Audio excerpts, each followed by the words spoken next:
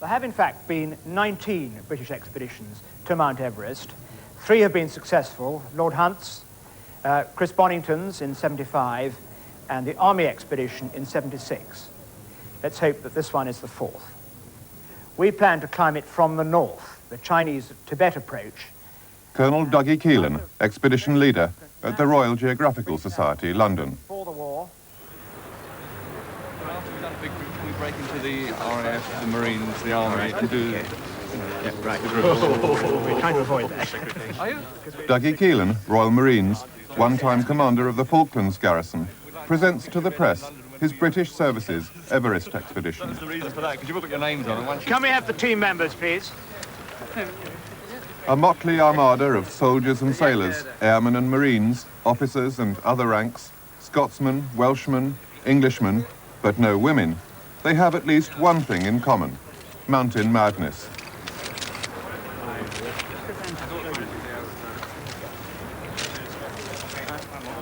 Four months later, we, in the film crew, knew just what mountain madness meant. But what drove these servicemen to volunteer for an expedition that would take them to the limit of human endurance was another matter.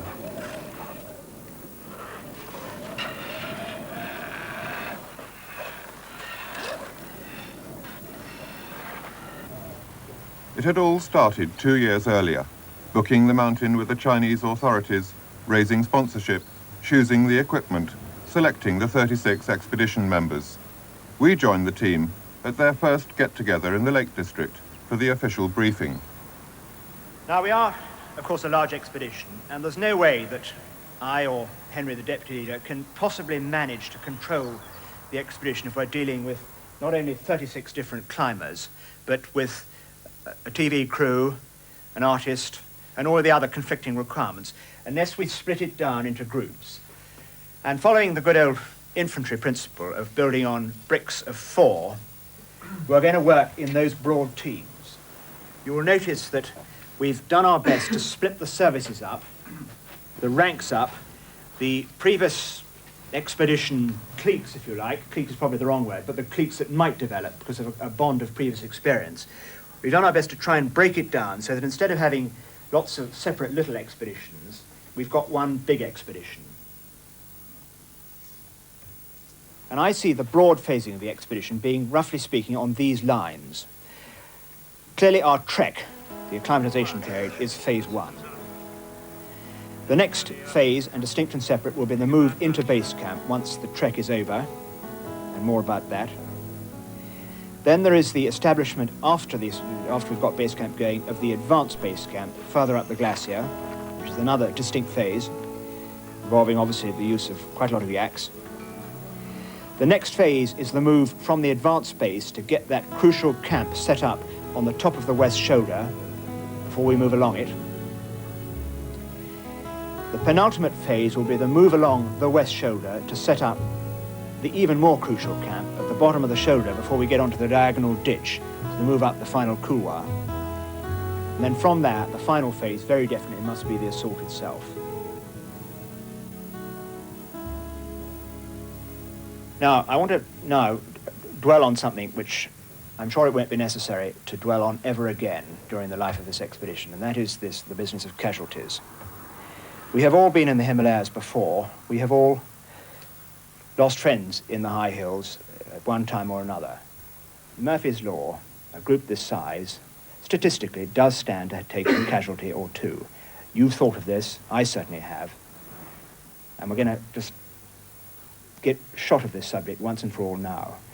I believe also I speak for us all when I say that in the event of there being casualties or a casualty, there can be no question of abandoning the expedition.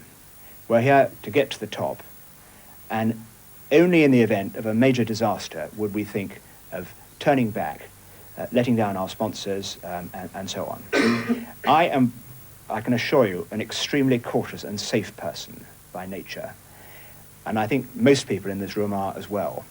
It should not happen, but if it does, let us proceed with regret that it's happened, but mindful nonetheless we're there to climb this mountain.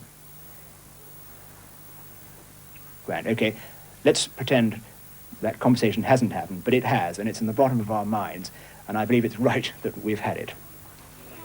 It's not getting to the top that's the great thing. It's getting to the top and coming back. And the coming back is wonderful. They're so pleased to see you when they get home. You'll get lots of brownie points for being nice to them and saying off you go with a big smile. Oh, yeah. That's great. So you wouldn't wish to stop them going? Oh, no, absolutely not. No. You marry that'd be climbing. crazy thing to do. Yes, you marry climbing. You marry climbing. Just go. It's that mountain madness again. And at 18,000 feet, it can affect people in strange ways. And a big... Right. Is that all done there, Baz? That's it. Finished all the cooking? Yeah. What a splendidly efficient fella you are. What's the name of that mountain that I'm pointing at now? Ben Nevis. Ben Nevis. Next one along? No, that's Morven Hills. Tibet. Next one along? Tibet Peak. Tibet Peak. And finally, that little one in the background? Salisbury Hill. Salisbury Hill. Good, well done, lads. We're all on good form. The altitude is not affecting us at all. This is probably the single most expensive item and probably the most important bit of kit we've got. It is to be used high up on the mountain. It's a down-filled suit with a Gore-Tex shell, so it's a complete sort of clothing system in its own right. It's got various features on it. A map pocket or a camera pocket in here. If you like to turn around, Merv.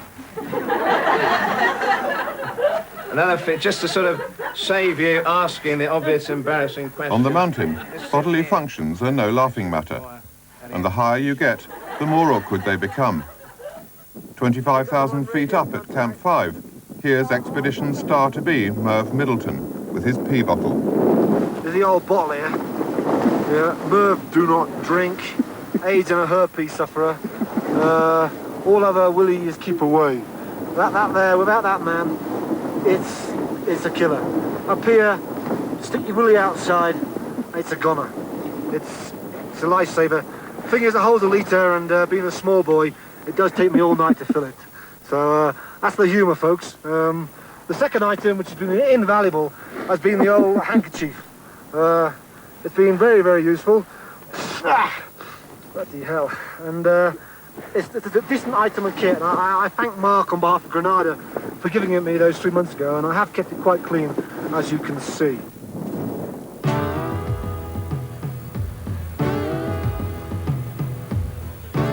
RAF Bryce Norton, February the 19th, our day of departure.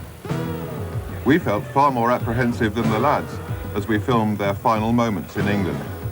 Most of them knew at least half of the others, while we were struggling to remember 36 new faces. Dougie Keelan, we knew him. And Ted Atkins, surely he wouldn't wear a straw boater on Everest. And who was this?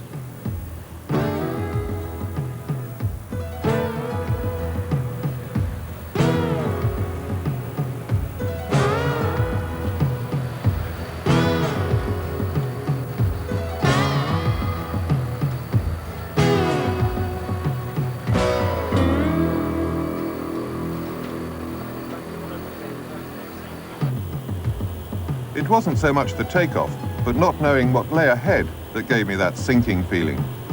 All but one of the lads had been climbing before in the Himalayas, if not on Everest. It is, of course, the highest mountain in the world, and because it is just that, inevitably it's going to lure people towards it. Those particular sort of people to whom a challenge of this sort is something that they can't resist. I think if you go around and talk to all the members of this expedition, they see the Big E as the ultimate challenge to strive for. We've catered and coped for all that we reasonably and realistically can, but there's always, to coin a phrase, the cut factor. And you just can't get for that. I hope we'll be successful. I'm confident we will. We're certainly determined enough. It's just an immense challenge. You've got the wind, you've got the mountain, you've got the conditions, you've got the avalanches, the actual climate itself, and then it's the highest mountain in the world at the end of the day, if you get at the top, hopefully. I've already topped out my height record by a long, long way on this trip. Before I came here, I'd only ever been at 20,000 feet on Manaslu North. and now I've been to 25,500 feet of Camp 5. Just going to Tibet is quite something, but it's the big, the highest lump of rock in the world, and that's good enough reason for me. Who's going to be there on the top? Well, I certainly hope it will be me, among others, but I'm sure that most of the 36 members also hope it will be them, so we'll have to wait and see. Oh, I'm elated. I had some hope that I would reach the summit at the start of the trip, but I never thought that I'd be in the first pair to have a good crack, and it's all my dreams come true. In these days of cameras and video and so on and so forth, isn't there something charmingly antiquated about you going along like from the Illustrated London News? Well, yeah, it's an old tradition, obviously. It's a nice revival of it. I think people nowadays are becoming a little saturated with the photographic image. We're bombarded with it right, left and centre. And as you say, there's something rather charming about having an artist along. I've got as good a chance as everybody else, and hopefully if I'm going strong at the time, then I'll get the opportunity. No cold feet then? Oh no, I'll be going for it. Well, what you got here is classic superficial frostbite. It's always a bit academic to try and sort of grade it, but as you know, there's no definitive treatment really. I mean, you've got it now, that's it. Cold feet would be the wrong way to describe it. I would be less than honest if I said I'm not slightly apprehensive about it. I mean, it's a responsibility, isn't it? We have got 52 in fact in the party, including Lincoln Rowe, our artist, and yourselves. And yes, I'm apprehensive, but I'm confident as well, and I feel that that's a realistic and I hope encouraging way to approach our problem. Warm over, friend.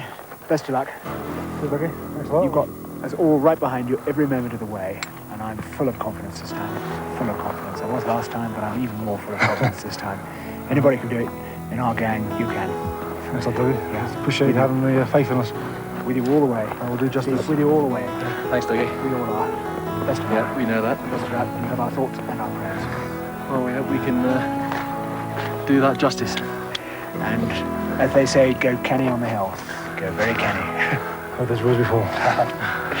Good luck, fellas. Thanks, I'll do it. Right, cheers. Bye, lads. See you, mate. See you, boys.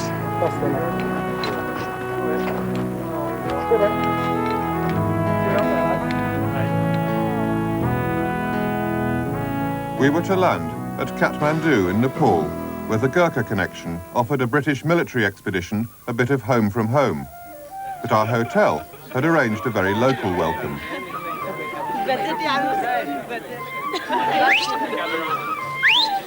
Okay, lads, photograph.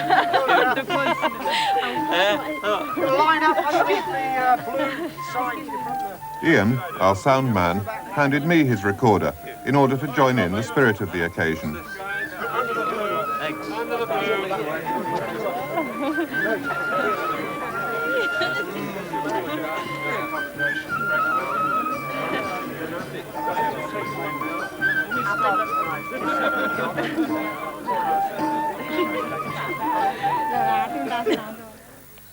The British ambassador's residence dates from those days when, as a matter of course, Britain named everything in English, including Everest.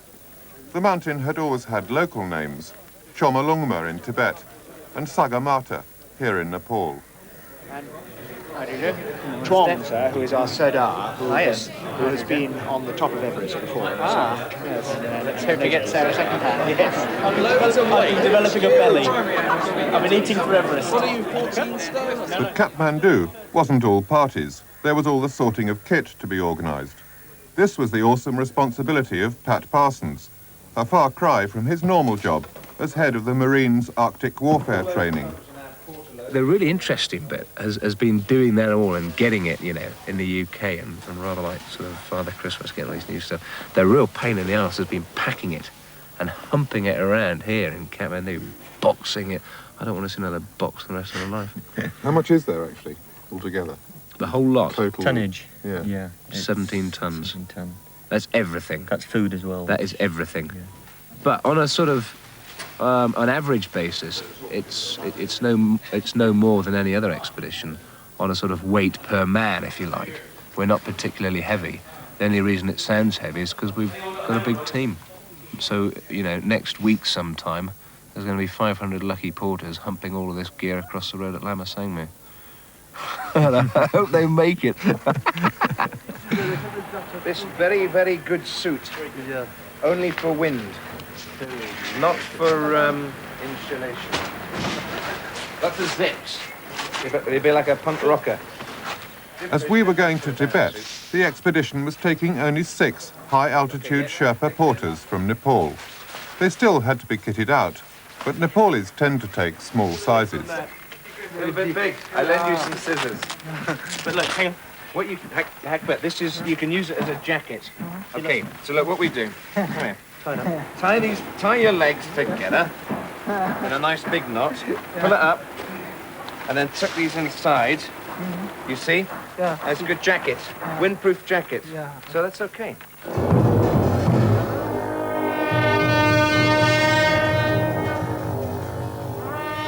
Between all the sorting and the packing, the briefings and the official excursions, there was time to be tourists, and Kathmandu has plenty to offer.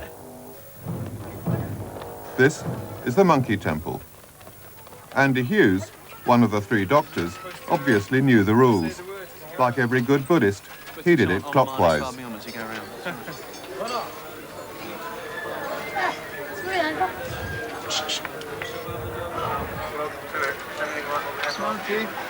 मान्छेको सबै ज्ञान भाष गर्न गहनहरू अगाडि भिडाउन वगेरा त्यसमा company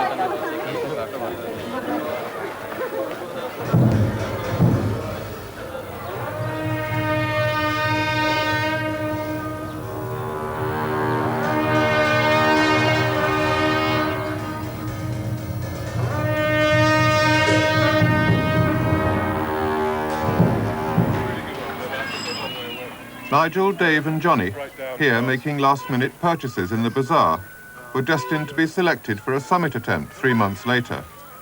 But here in warm and sunny Kathmandu in February, it was difficult to make that mental leap to the icy slopes of Everest in May.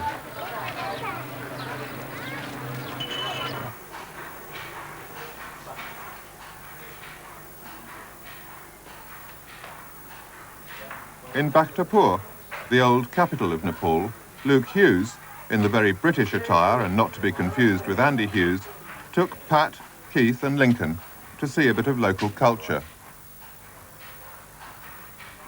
Hey, what's interesting there, the men all look like women, do you notice that? Yeah, and the women don't look like women. Because they haven't got any lumps.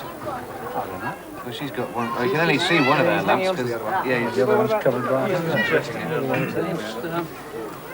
As well as being a mountaineer and a part-time soldier in the territorials, Luke is a cabinet maker and furniture designer of some repute, so a bit of wood carving was just up his street. Yeah, but the quality in this is so much better. I haven't seen anyone actually making that stuff. Well, that's what we're going to be going to have a look at. The lizards running down the sides there. It's the last bit of serious pornography we're going to see before we get off the mountain. But You'll be dreaming about this at camp. look at this girl. That's not a girl, it's a dog. Maybe doggy fashion. It puts a new meaning on the phrase doggy fashion. This old car from personal experience, probably. I wonder what's going through this guy's brain all day, carving out various bits. He's on the naughty bits at the moment. It looks very painful with that chisel. I'll be a bit careful with that. Those 3. Martin Bazier was in charge of the food, and he looked like Basil Fawlty, so everyone called him Baz. He aimed to give us fresh vegetables while they lasted. After that, it would be compo or tinned rations. In a month or so, anything fresh would be a mouth-watering prospect.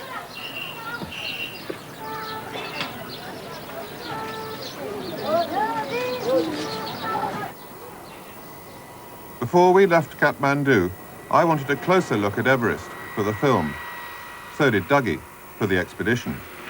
I hope you didn't have a late night and you've got a clear head and you'll drive us very straight without bumps. But it's looking good there, isn't it? Forecast.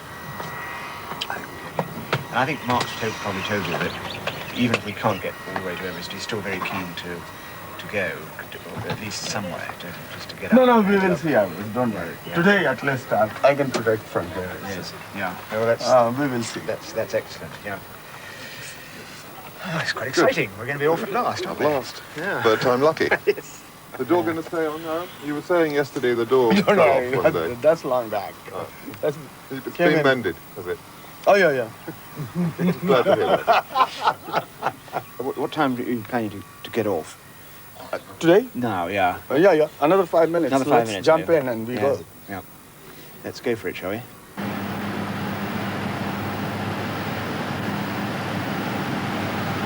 What a flight this is. For Dougie, this was familiar territory. He had been on the southern side of Everest in a 1976 expedition. His enthusiasm almost convinced me.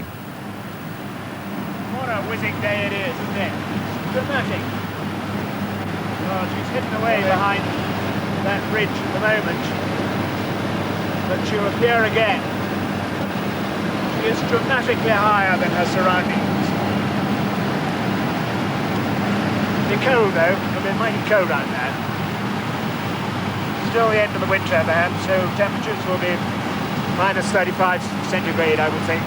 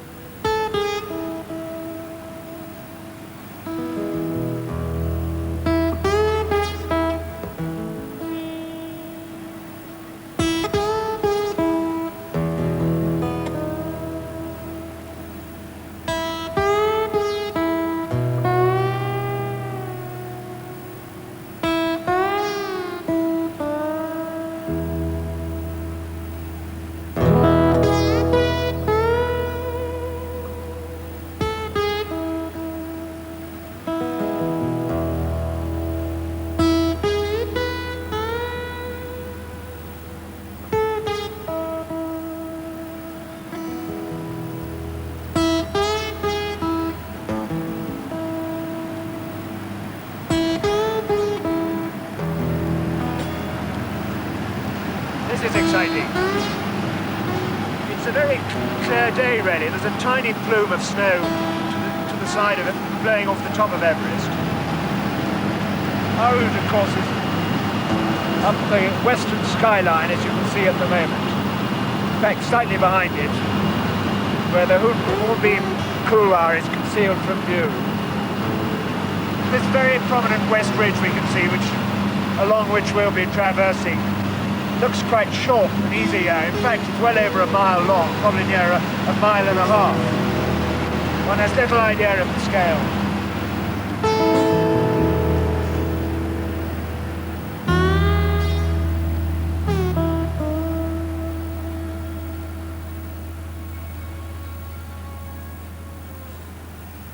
Down there, we'd be spending weeks and months while the lads pitted their strength against the highest mountain in the world.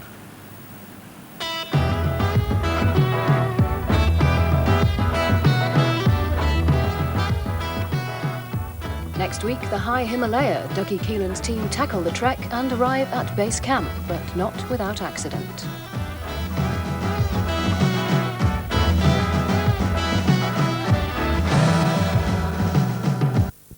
Keelan has in store for his men is no gentle jaunt. You must be getting fitter. Less pain than before. Before they even reach the mountain, there will be 2 casualties amongst Keelan's would-be Everest conquerors.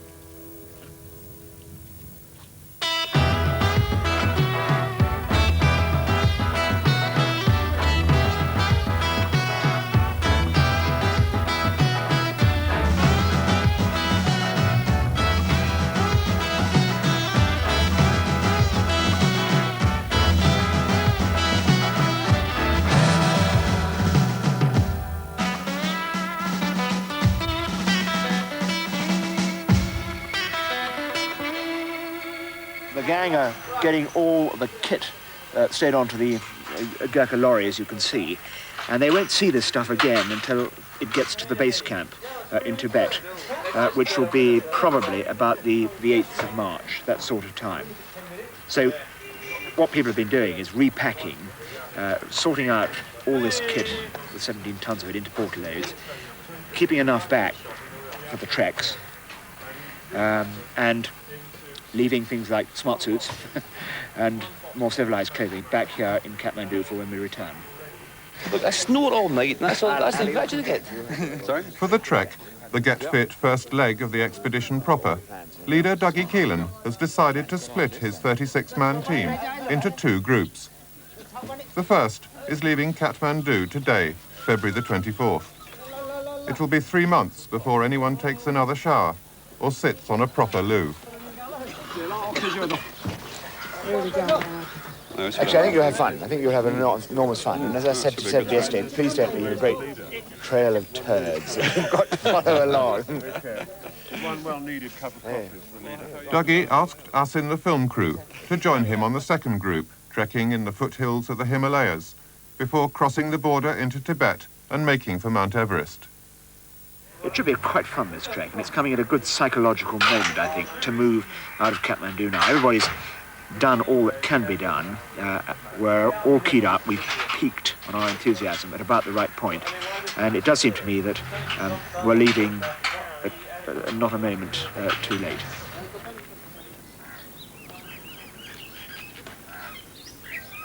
By any standards, this is a major expedition, and for Dougie Keelan, a lonely responsibility. I've got a lot on my mind at the moment, obviously. I'm thinking ahead, I'm evaluating things. I have to think about people and how they're getting on and how they're faring. Are they well? Are they fit? Are they bothered? Are they fitting in? How do we use their talents best, to their advantages and to the expedition's advantages, and so on. And so inevitably that does occupy my thoughts a bit.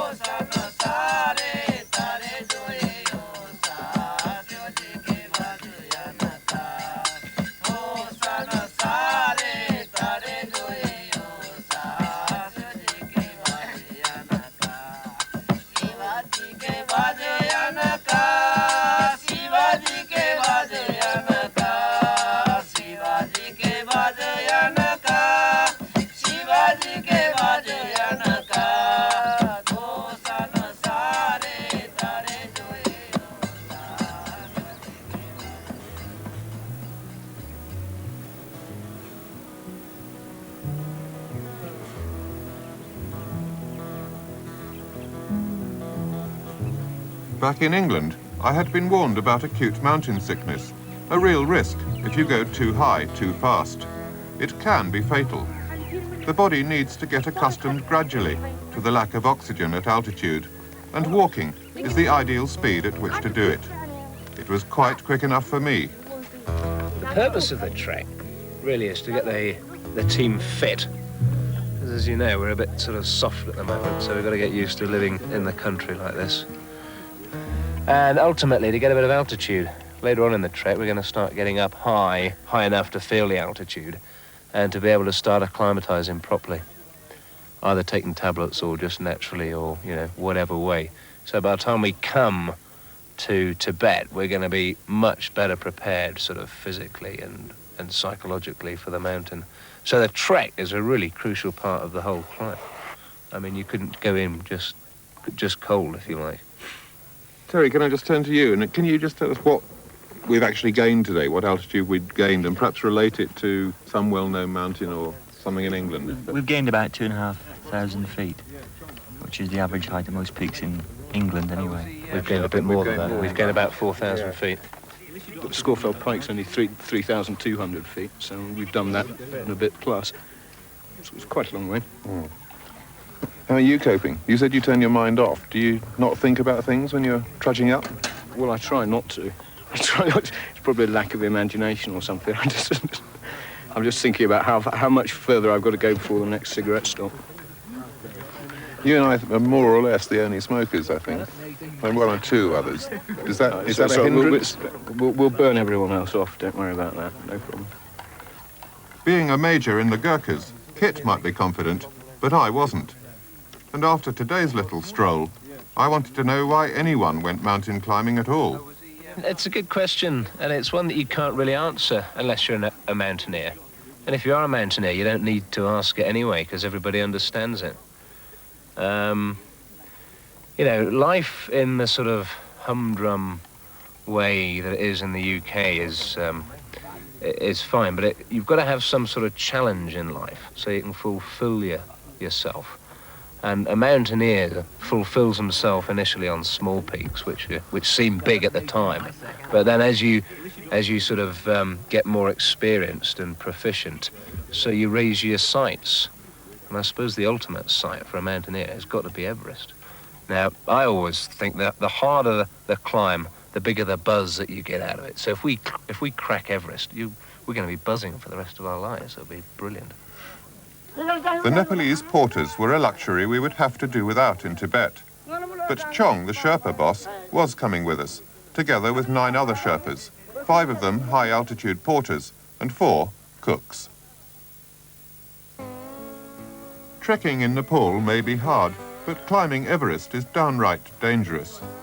Cold statistics predict the death of 1 climber in 10. On this expedition, that's 3.5 men.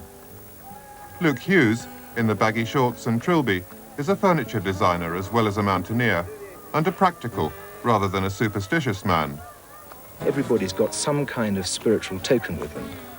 I mean, I know I've got a little thing from the Dalai Lama that I had blessed some years ago. Dougie's got a St. Christopher that was given to him by his wife before he came away, and I'm sure you'll find that everybody else has got some little token whereby they know they're going into an area where it is very dangerous and the dangers are very objective.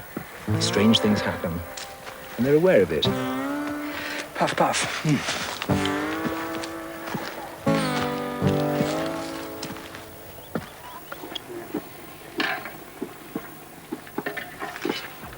Thanks to Martin Bazier's bulk buying in Kathmandu's vegetable market and the skills of the Sherpa cooks, we ate well on the trek. On Everest, there would be precious little fresh food, but the ketchup would last forever.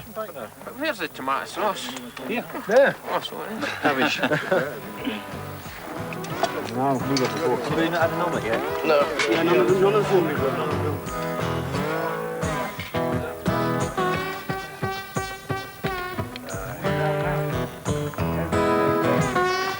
It's off to go again.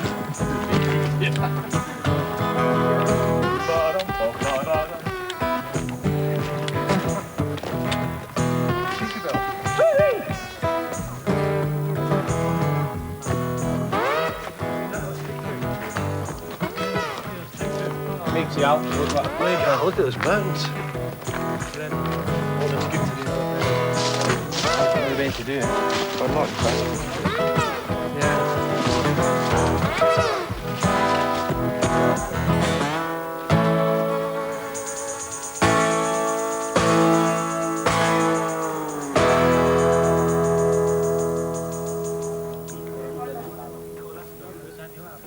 Andy Hughes, one of the doctors, never missed an opportunity to practice his Nepalese. Here, with Kami, the poor lad whose job it was to carry my large rucksack, while I was struggling even with a smaller one. Painsa? Painana. Painana. Raxi China. Oh, very bad. Nice little rest then. Come on, Dad. You're recovering that bit of tape from halfway down a cliff when you... Leap Day, February the 29th, was an extra day I could have done without. We had trudged a good 12 miles, climbed to well over 10,000 feet, and hit the snow line. For the next 3 months, every drink would start out looking like this. The air was noticeably thinner, it was cold, and I had no idea where we were. So I turned to the leader. Where have we actually come from? We stopped down there, didn't we? Yeah. Last night, we were behind the main peak, which I'm pointing out with my pipe. To the left, you've got a subsidiary peak. Go left again, and you've got another peak. And we were between the two, somewhere in there. It's quite difficult to see exactly where in this haze, but it was in about that area. And we've come round the back of many of these bumps. Bumps is probably a misnomer because we've discovered from the sweat on our brow, some of them are quite big. But we've been over many of them and round others. And I think by any standards today has been a good, demanding trekking day. I'm quite pleased, actually. It's all right for you. Water's a problem, it always is. But there's enough fresh snow from last night's storm to melt and the cooks to use as they see fit. So morale is getting better, as you can see. People have put on their thermal undies for the first time. And I suspect it's going to be quite chilly tonight. The next morning, Pat Parsons walked into Charlie Hattersley's ice axe. He needed a film crew, like a hole in the leg. Am I allowed to tell you to off? Do you want more teapot? No. Anyone not had a chocky bicky? Yeah. Come on, scab lifter. Hattersley, you can stand by. You can stand by to lose your eyesight. Can you just look up page 32, mate? Read out a few directions. Stitching legs. I don't want to shave, I'm trying to grow a beard. Well, you hooked onto the axe, do it? Just brushed past the rucksack and they went right in. Yeah, well...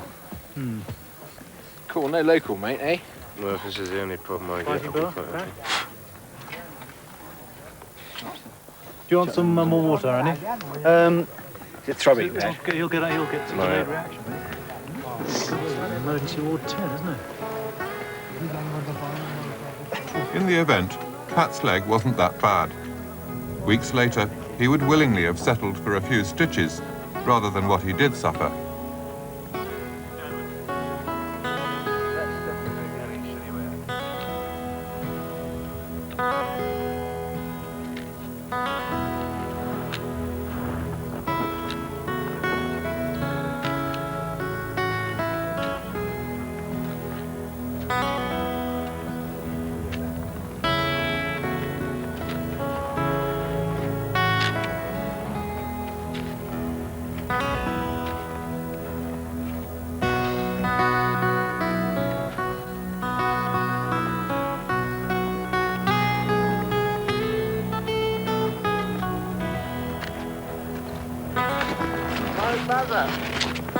Hi.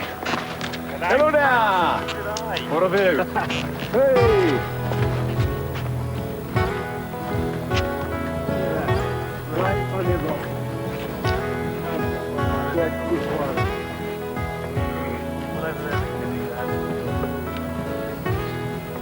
Some porters never wear boots.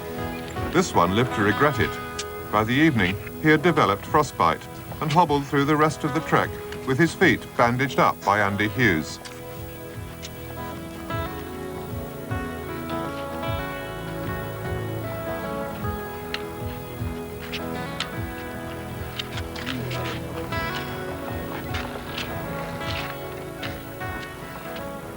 Comes the old cripple. No, I think that's it. Looking forward to the party, then. Chip lad. Oh, you dropped the switch. Got up now. Give a job. Right, yeah. I've never been on one of these jobs.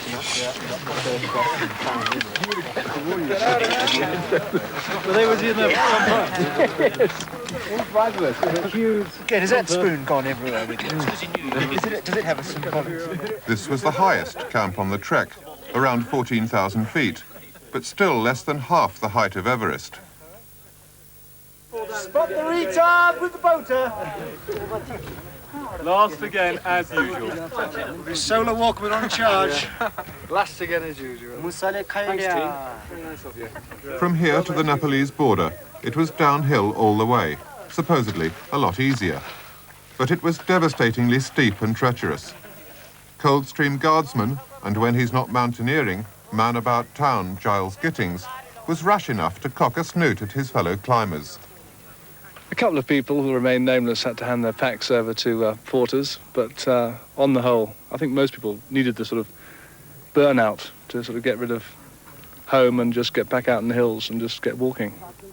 That wasn't you? Why can't you name them? Come on, there's no secrets in this. Oh, no, I don't. No, they'll probably get interviewed later. Ted Atkinson. Ted Atkins for one. No. And I thought, well, it couldn't really do any harm to have a big, heavy pack, because the idea is to train and acclimatise for the walk in. So I just lashed everything on, just kept putting stuff in until I wouldn't take any more. But what happened was, at the end of a particularly long day, my legs started aching, the joints at the tops of my legs. Rather than injure myself, I just handed my pack over to a porter for the day and paid him. You don't want to damage yourself at this stage of the game, especially if you want to get onto the hill. That's the trouble with coming downhill. Carrying a heavy pack, don't want to fall over, twist an ankle, turn a knee, when you've got a chance to climb Everest in a couple of weeks' time. The last thing you want to do is injure yourself at this early stage. Well, Giles spoke too soon. We were already down on the road when we heard he'd had an accident. Well, we got a problem in that word has been passed down the mountain via a note by hand of a fast-moving Sherpa that Giles Gittings, who you may remember fell over this morning on one of the tricky bits, has had his foot get rather worse than we'd thought. The doctor looked at it earlier and thought it was probably just a sprain.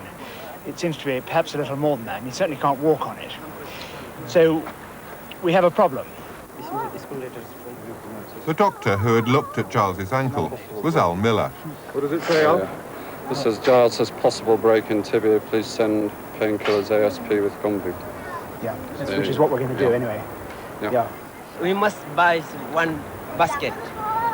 You want a basket to carry him? Basket, for carry. Yes. In there is impossible. It's a stretcher, you know. Yes. No, there's no way you'll use a stretcher. One basket is very well. Yeah. Push this button. Push. Yeah, push.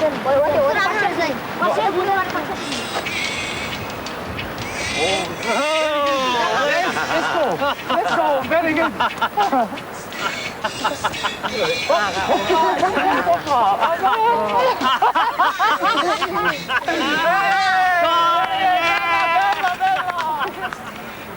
While the two Sherpas climbed back up to fetch Giles, Al Miller worried about his diagnosis, and Dougie pondered on the implications of it all.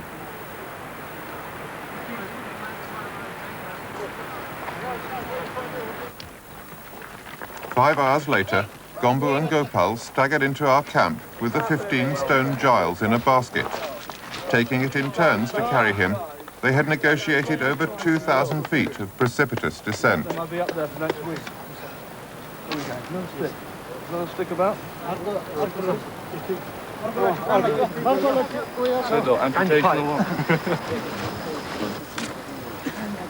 They're just like the Indians, really, aren't they? Get into that You just can't. You just Again, mate? Get into that beer. Yeah, I can't believe it. Yesterday, I said to the cameras, you don't want to do a knee or an ankle. Yeah. Right, looks all right to me, Giles.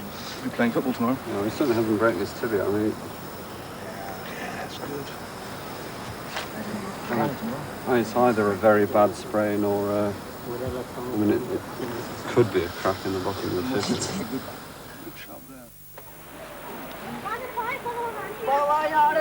The following day, reunited with our 17 tons of equipment, we were to cross over the diplomatically named Friendship Bridge into Tibet.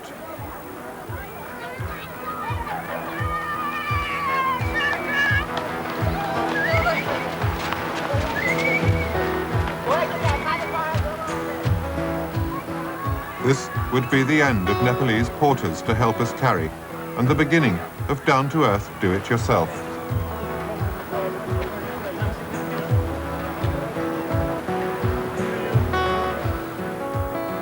Our journey to where we would establish base camp was to take almost 3 days, 2 miles vertically and 200 horizontally. Now and then, we just had to stop for a look. It really is exciting to get this first view of Everest. It's all, our first view of our objective. It is indeed, isn't it? And in a couple of months, God willing, we'll be standing on top of that big one there. Yes, indeed we will. But even from this distance of 100 kilometres or so, the Great Couloir and indeed the Hornbeam Couloir, our couloir, are very clearly standing out, it seems to me. Yes, indeed. It's a very unusual aspect to see the mountain from. Yes, where's Changsi? Well, Changsi, I think, must be in front. Changsi. The little one on the right, on the left. Little one at 25,000. Yeah. No, I reckon I could hack Everest from here. Looks all right. Pretty view, isn't it? Looks all right from this distance.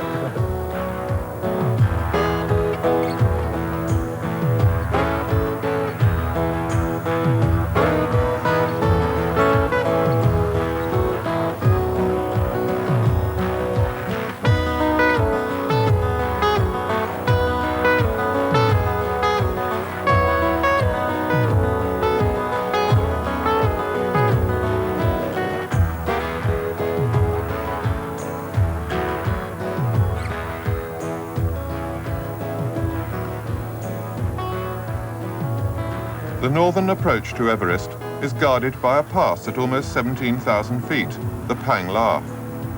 The road, if you can call it that, must be one of the highest in the world.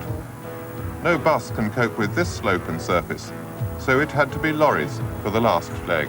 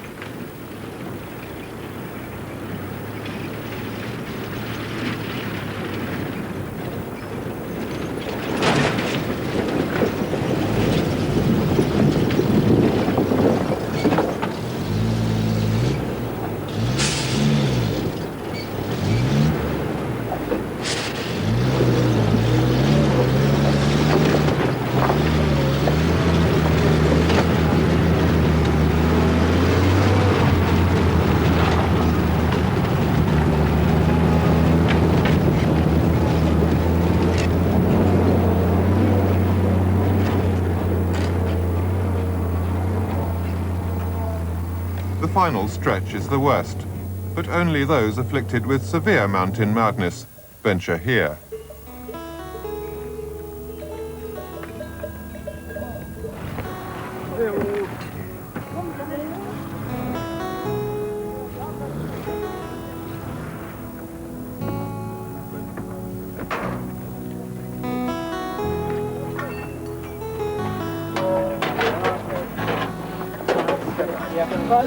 Just lengthen the cube. On ya. Back. We set up our base camp. This was to be home for the next 3 months, while the expedition attempted perhaps the longest and toughest route of all, never successfully climbed by the British.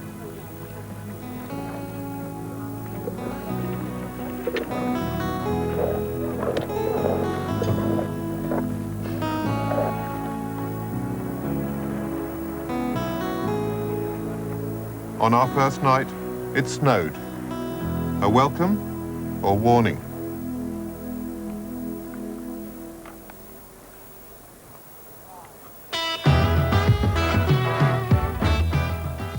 Next week, Big E Blues. Preparing an ascent of Everest is never a breeze, but in March, the wind and weather make it a frozen hell.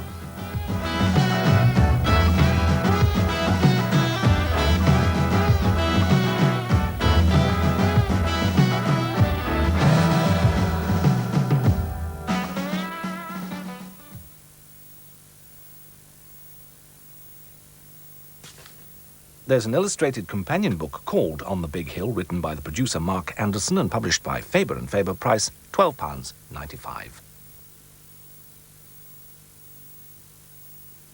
Tonight at 8:30.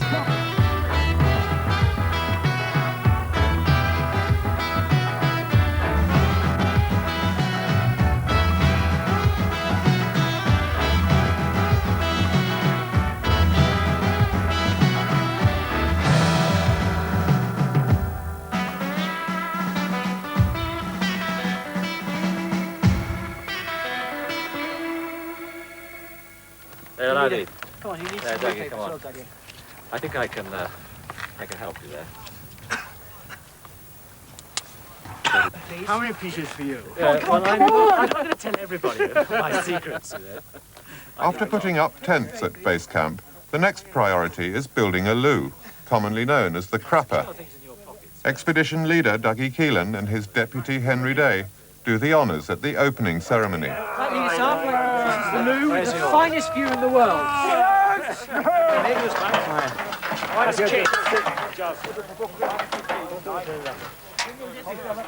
Soon the second trekking group arrived, with the remainder of the equipment, and a casualty, Andy Hughes, the doctor. Yes, but if you haven't got anyone, you more important, where's the crapper? That sounds like an infectious problem. Salmonella, yeah, I need to... What's happened, Andy? What's happened to you? I think I caught a dose of salmonella in Tatapani. Some eggs were out. You know, boys said at the time they were off, but hit me with a vengeance about a couple of days ago. I was nice on these lorries. Shitting blood and pus all last night. I'm a lot better now. It's, don't look too bad. Done with that. No, I felt like death would not you. So if you give me a revolver, you have the shot was. Go and have a lie down. We've had this guy before, haven't we, with a red star? This is the track whose driver was eating a dead dog. Eating it? Terry and I couldn't figure out what the stench was in the cabin, and Terry found out he was sitting on a head of a dead dog, which the driver was happily chomping his way through. He did offer us some, but we declined it. Bloody horrible.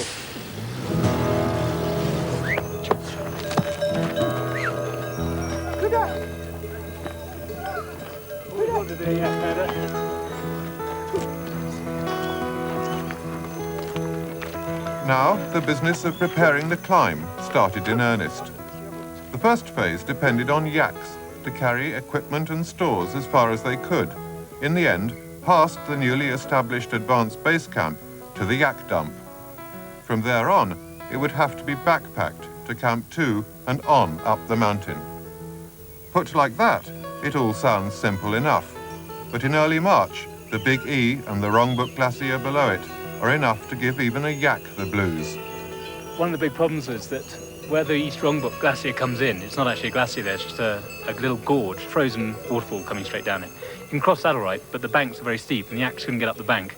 So all the kit had to be unloaded, then got the yaks up the bank, by which time they dispersed, and we got the loads up the bank, and then managed to get all the yaks back together again and load them up, and so we went on, and by the time it was about 7 o'clock when we came to sort of a suitable area to camp, and we were short of Tillman's, which is about another couple of hours short of the yak dump where we wanted them to go. Because the next morning, the weather was bad that night. Next morning it was incredible up there. The yaks were actually shivering. They were in a very bad way. The poor old Tibetans with only a tarpaulin weren't very amused, and they were ready to go by 9:30, which I think is a world record.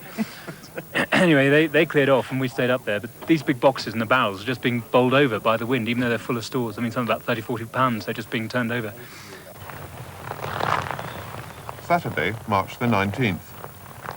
The constant wind was even fresher than usual, and it was the day of the puja, the blessing of the expedition by lamas from the Rongbuk Monastery. Base camp was dressed overall with prayer flags.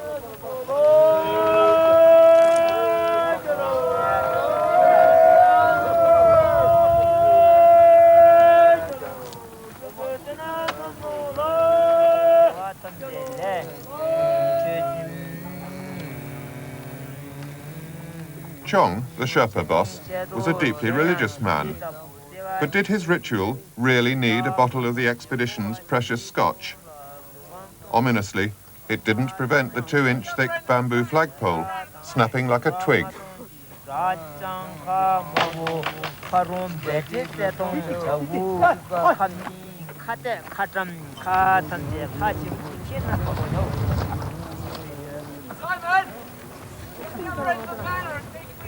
Deputy leader Henry Day had just returned from a gentle stroll up the valley. I ran all the way across, and I just had to pick the feet up and ran. But what it's been like here is it's been still, and then there's been a great sort of roaring noise. Yeah, you hear it. Gaining in crescendo. Yes. And then it hits you. Yes. And you know that running the gauntlet in that little valley with all the loose stones, well, they're being blown down. We've just had a puja here, and we're assured by the Lama that we're in for a very successful expedition. Well, that's very nice. And he assures us that tomorrow the wind will have gone. Oh, well, I'm very pleased to hear it. The puja may have finished, but the wind certainly hadn't.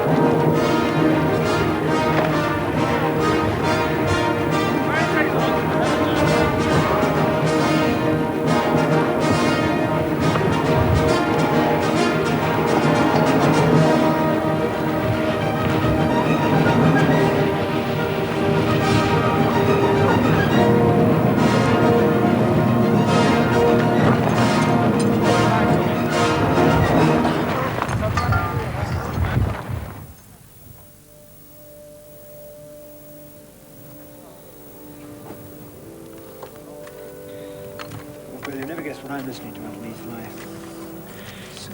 my headphones. I'm listening to Sibelius's Fifth Symphony, and I've never sat in front of my terrace counting money listening to Sibelius's Fifth Symphony before.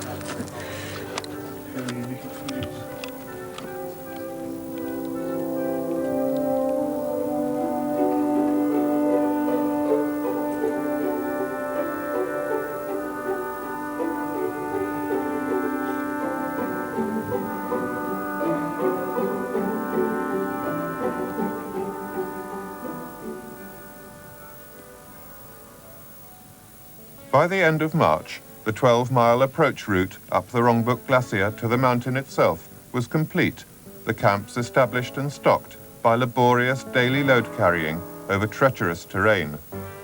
Nick and Alan, our cameramen, recorded the journey to Camp 2 for a video letter home. Oh God, I'm knackered. All this running ahead. It's across the old glacier here, which is thankfully frozen today.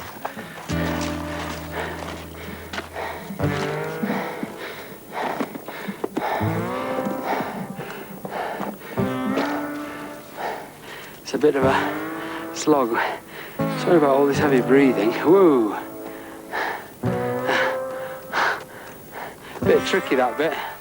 Bit slippy, yeah. It's melted and refrozen. You can see all this glacier. Quite spectacular. Big chunks of it break off from time to time. Wobbly pans are definitely the order of the day at 19,000 feet. The thing is that just under all the dirt is ice. So you just slide along the surface. And as you can see, it's not very nice at the bottom. There's a big crevasse there, big hole that you could fall straight into. Early in April, we arrived at Camp 2 to find a distraught Badger, alias Keith Hunter, the designer of our prefab huts. He had just finished building a second one. I woke up in the middle of the night, I suppose it would be midnight, and looked at it, and it seemed okay. Although the wind was quite strong, it was coming over that windbreak that we felt, and I thought, well, fair enough. Maybe it'll be okay. Imagine how I felt when I opened the tent this morning, and it just wasn't there. And I've been right across the glacier looking for it, and it's a very heavily crevassed area, not the sort of place to be on your own. So I came back. And here we are. Happy Easter, everyone.